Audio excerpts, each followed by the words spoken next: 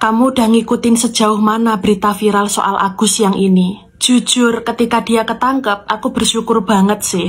Dan dari kasus ini, bagiku ada satu hal yang super berharga yang aku dapetin. Kamu bisa bayangin nggak seandainya si Agus ini itu lengkap? Aku yakin dia nggak secepat ini ketangkepnya. Udah pasti otomatis makin banyak juga korbannya. Sama halnya kayak diri kita sekarang. Kalau kita nggak diciptakan dengan kelebihan dan kekurangan seperti ini, aku yakin kita kondisinya nggak akan seperti saat ini. Bisa jadi sekarang kamu punya pasangan yang lembut dan pengertian, karena dulunya kamu lahir dari keluarga yang keras. Atau mungkin sekarang kamu ngerasa hidup kamu susah, isinya harus kerja dan kerja terus. Ya karena bisa jadi Allah udah siapin sesuatu yang besar di masa depan, yang butuh mental baja. Jadi dari kasus Agus, setidaknya bukan ampas aja yang kita dapetin. Kita bisa dapet point of view lain yang lebih indah, yang bisa bikin kita makin bersyukur sama Allah. Kalau kamu pernah ngerasa nggak kekuranganmu itu justru jadi pembentuk jalan hidupmu sekarang?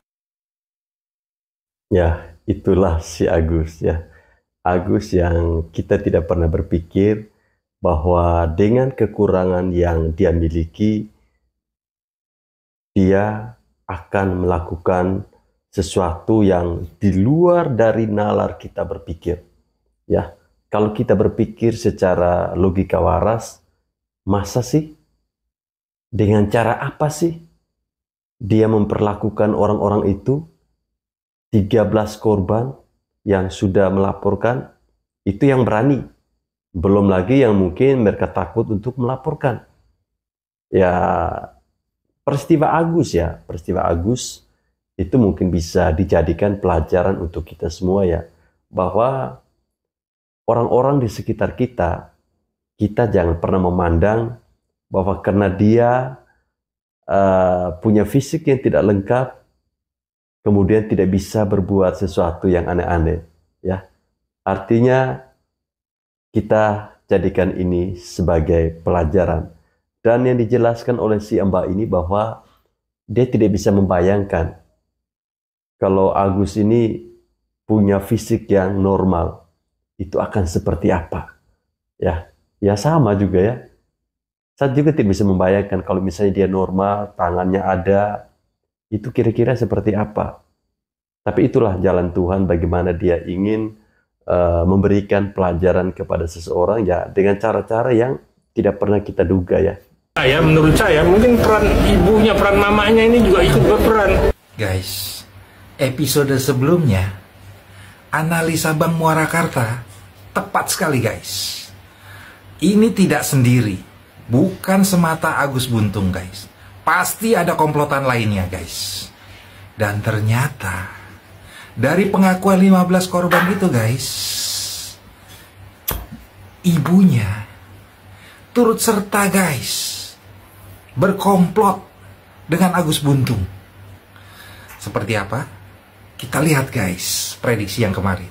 Kalau kita lihat di media TV kan hanya yang ada itu Agus Buntung dengan ibunya ya, dan dia selalu berlindung kepada ibunya. Nah, kita lihat nih rekonstruksi yang dilakukan kepolisian NTB nih guys.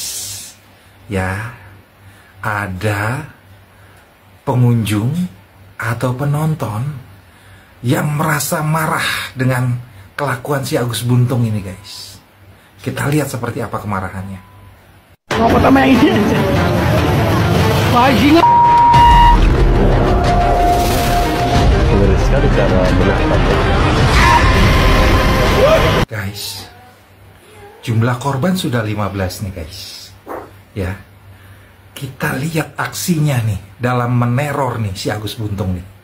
Tidak segan, tidak ragu-ragu, membuat orang lain merasa terteror guys.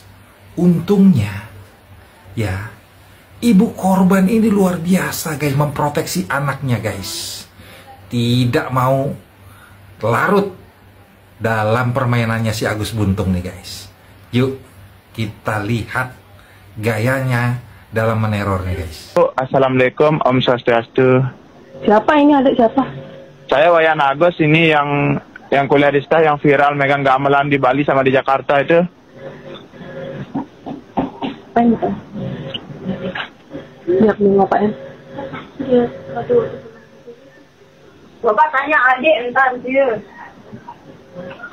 Ya, ini tentang apa dulu ini sama komputer gitu. Ini gak coba kamu ngomong dulu tentang apa coba. Ada apa? Ya. Halo. Apa?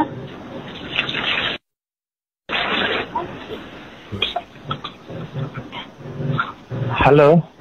Ya, kenapa? Kak Agus mau ke sana ini. Mau ngomong sesuatu sama ibu sama kamunya. Kak Agus. Kak Agus kan udah saya bilang, saya dokter Kak Agus di WA. Enggak, kenapa ini? Kenapa? Ada apa? Tahu gitu. Enggak, coba keluarnya aja masalahnya apa dulu ini. Kalau kok bisa mau ngomong sama saya gitu. Nggak ada masalah kok. Nanti kita ketemu di sana aja Bu gitu. Memang tidak ada masalah, otomatis tidak ada yang perlu dibicarakan. Kalau memang ada yang masalah berarti dibicarakan gitu. Intinya kayak gitu aja. Ya bisa yang ke sana Niki, izin. Nah makanya masalahnya apa dulu. Kalau saya tidak tahu masalahnya tidak akan saya izinkan. Betul. Ini enggak masalah Bu. Ya kalau memang tidak ada masalah berarti kan tidak perlu diomongkan. Masuk Ya? akal. Kalau memang tidak ada masalah kan tidak perlu diomongkan.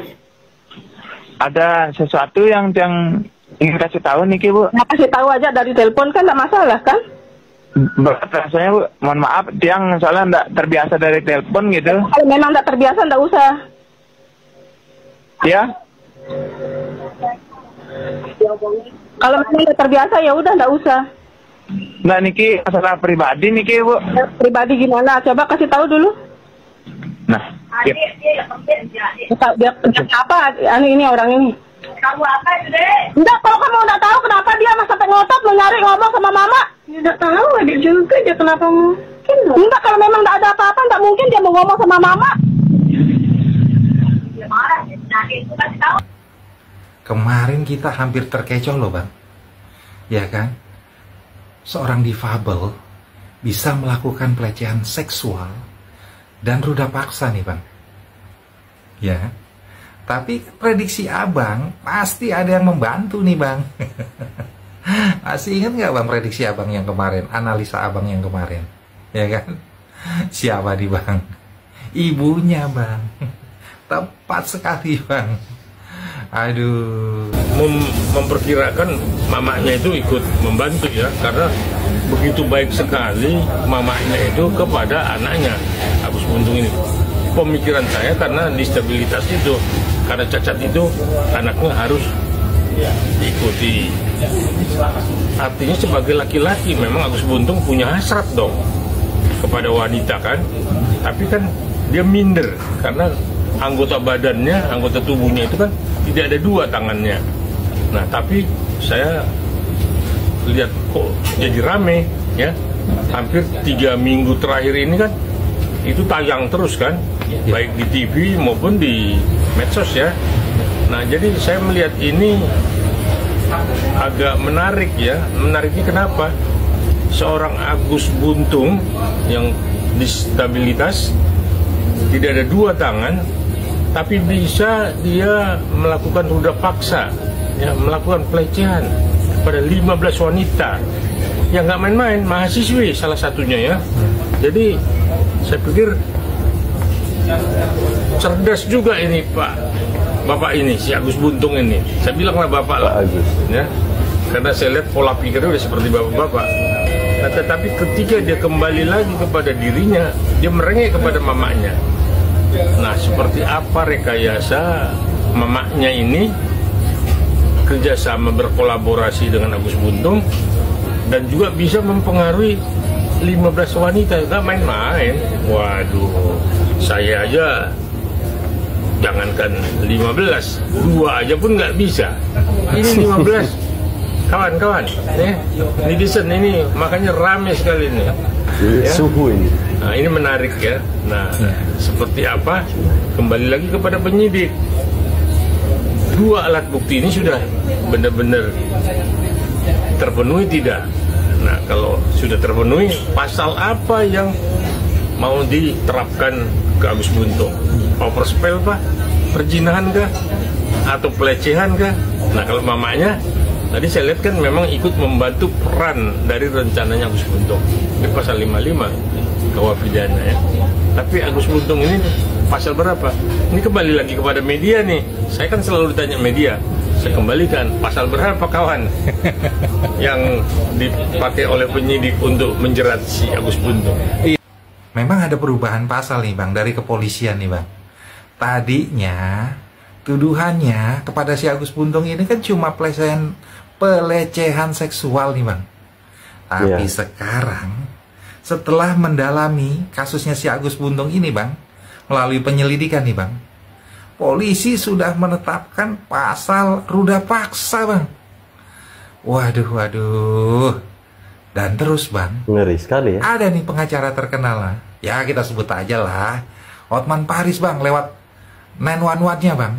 Ya, hampir menjadi kuasa hukumnya Agus Buntung nih Bang, karena melihat kondisi si Agus Buntung Bang. Apakah ini kriminalisasi atau bukan Bang? Ya kan? Gimana? Akhirnya setelah dia melihat nggak jadi Bang, dia untuk menjadi kuasa hukumnya si Agus Buntung ini Bang. Ini kriminalisasi. Kalau Hotman Paris sudahlah, jangan dengar lah. Kita tahu Hotman Paris siapa lah. Iya. Cuman cuap-cuap aja, seolah-olah semua lawyer itu kalau udah masuk di media itu karena pengaruhnya dia. Tidak adalah si Hotman Paris banyak omong. Udah beresin aja cincinnya itu. Iya. Jasnya itu aja kayak horden di rumah saya. Kepolisian NTB Bang sudah menerima 15 laporan pelecehan yang dilakukan oleh si Agus Buntung ini Bang. Dan menurut pengakuan dari pemilik homestay, ya kan, itu si Agus Buntung seminggu itu bisa 2 atau 3 kali bahkan lebih Bang, membawa wanita yang berbeda. Ya, bisa dibayangkan nggak Bang?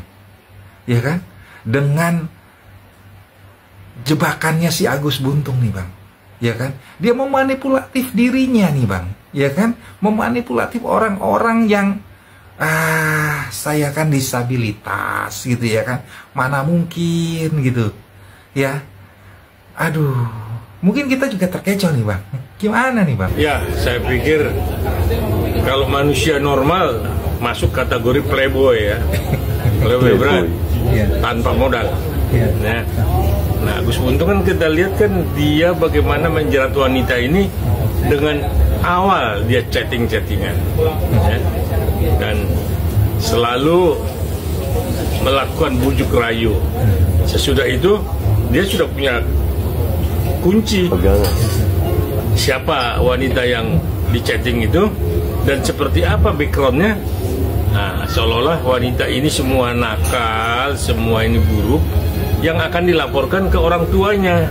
Nah, karena ketakutan, ya si mahasiswi inilah saya bilang, ketakutan, akhirnya dia mau bertemu dengan Agus Buntung.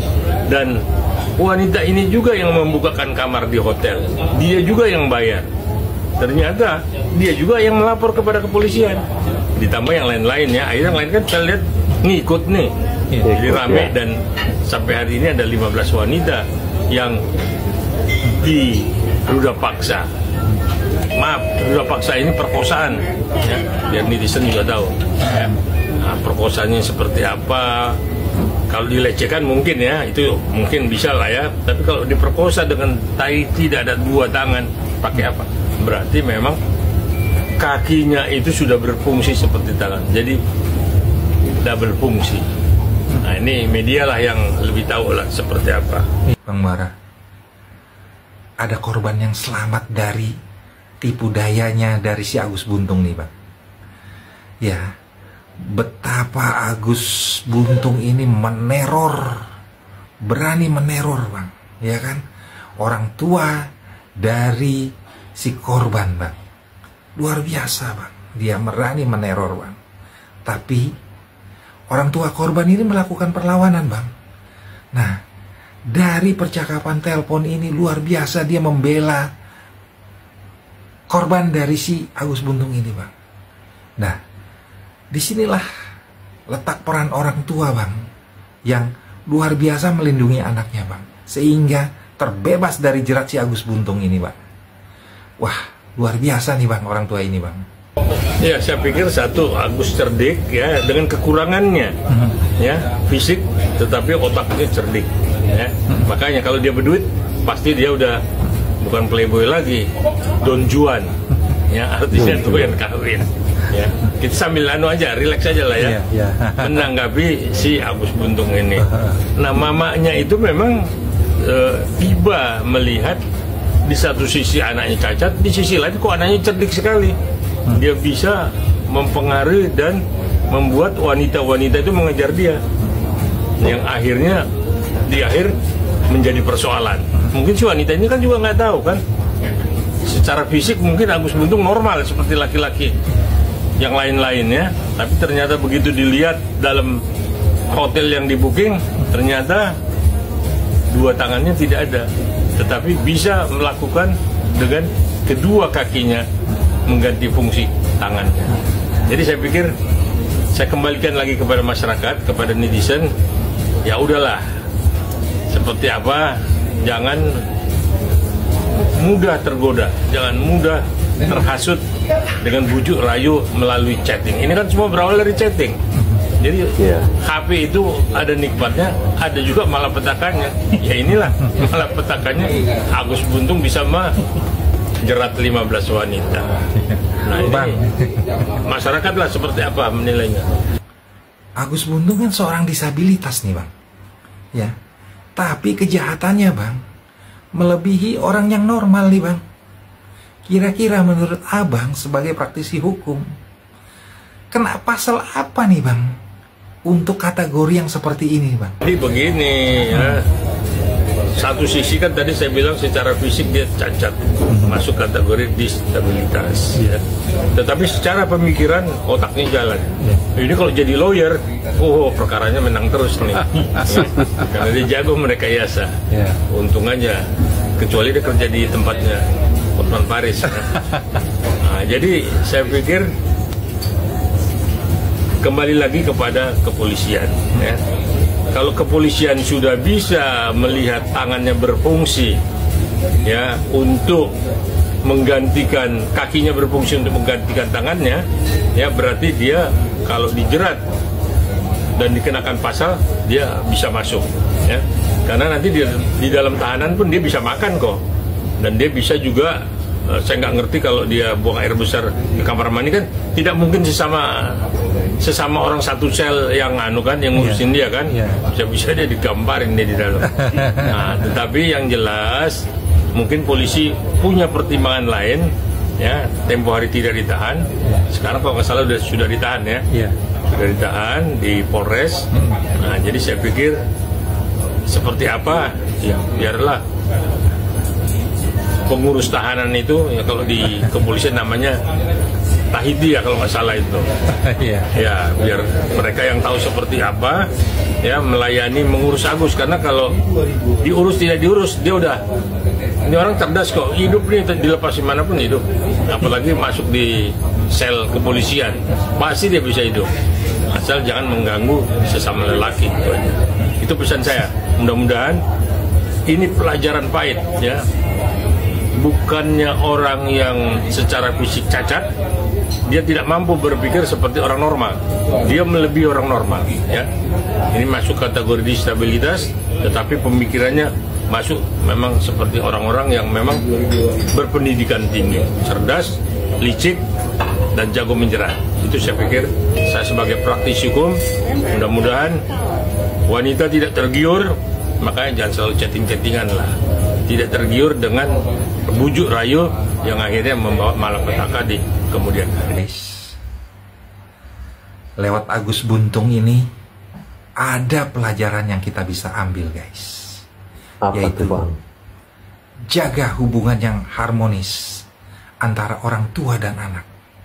Di sana kita bisa lihat guys, betapa Agus Buntung hebat dalam meneror guys. Tapi di sana juga kita bisa melihat betapa orang tua itu sungguh hebat melindungi anaknya guys. Ini pelajaran guys.